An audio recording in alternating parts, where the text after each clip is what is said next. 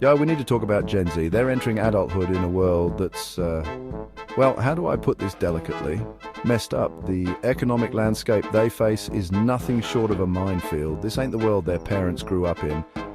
Back then, you could work a summer job and pay for college. Now, not so much. We're talking crippling student debt that makes buying a house look like a distant dream.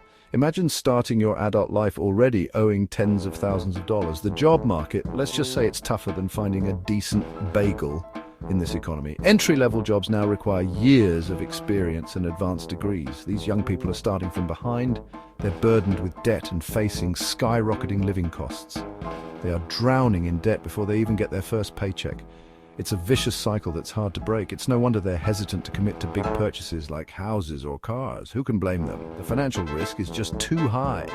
When you're staring down the barrel of student loan payments, a mortgage just adds insult to injury. It's like trying to climb a mountain with a boulder on your back. And don't even get me started on the gig economy. It's a hustle just to make ends meet. Gone are the days of steady jobs with benefits. Now it's all about short-term contracts and zero job security. It's all about side hustles and freelance gigs. They're juggling multiple jobs just to stay afloat. It's enough to make anyone think twice about traditional ownership. The dream of owning a home or a car feels more like a fantasy. Now let's talk about tech and its impact on our daily lives. Gen Z has never known a world without smartphones and apps. They are the first generation to grow up with this technology at their fingertips. They've grown up with instant access to everything, from information to entertainment and even social interactions. Want a ride? There's an app for that. Just a few taps and your ride is on its way. Need groceries delivered? Boom, there's an app for that too. You can have your essentials delivered right to your doorstep. This constant connectivity has created a culture of instant gratification. We expect everything to be available immediately. Everything is available at their fingertips, just a few clicks away. From shopping to services, it's all incredibly convenient. It's no surprise that this translates to their consumption habits. They are used to getting what they want when they want it. Why wait to save up for something when you can have it now? Buy now, pay later options, make it even easier. But here's the thing. This convenience comes at a cost. Financial stress and debt are common side effects. These apps are designed to keep you hooked, to keep you spending.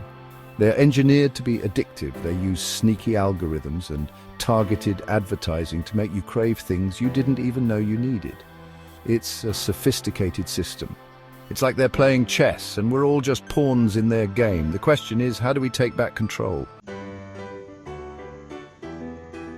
But it's not just about economics and technology. There's also a significant cultural shift happening. Gen Z is more interested in experiences than material possessions. They'd rather travel the world and create memories than collect a bunch of stuff. Think about it. They've grown up seeing the world through Instagram filters and curated social media feeds. It's all about capturing the perfect moment and sharing it with the world. So it's only natural that they prioritize experiences that will give them something to brag about online. This isn't necessarily a bad thing at all. It's refreshing to see a generation that values experiences over material wealth. Maybe they're onto something. Maybe we should all be focusing on living in the moment instead of just accumulating things. The data doesn't lie. Statistics paint a clear picture. Now, I know what you're thinking. Trevor, is this just anecdotal evidence? Are these just stories, or do we have some solid numbers to back this up? Or do you have some hard data to back up these claims? Well, let me assure you, the data is crystal clear. Don't worry, my friends, I wouldn't leave you hanging. We've got the numbers to prove it. Studies show that Gen Z is less likely to own homes and cars compared to previous generations. This trend is not just a blip, it's a significant shift. They're also more likely to rent furniture and clothing. This shift towards renting is reshaping entire industries. And don't even get me started on the subscription services.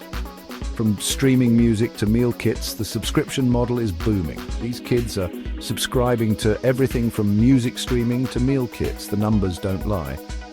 The convenience and flexibility are just too appealing. Gen Z is embracing a different way of life. They value experiences over possessions. They're choosing to access goods and services without the burden of ownership. The sharing economy is thriving because of this mindset. And frankly, who can blame them? In a world that's constantly changing, flexibility is key. Section 5. Buy everything, own nothing, a product of the times. So, there you have it. Gen Z, the buy everything, own nothing generation. A product of their times, shaped by economic realities, technological advancements, and cultural shifts. Are they lazy, entitled, or are they simply adapting to a world that's constantly changing? I'll let you be the judge. But one thing's for sure, this generation is rewriting the rules of consumption, and the rest of us, we better pay attention.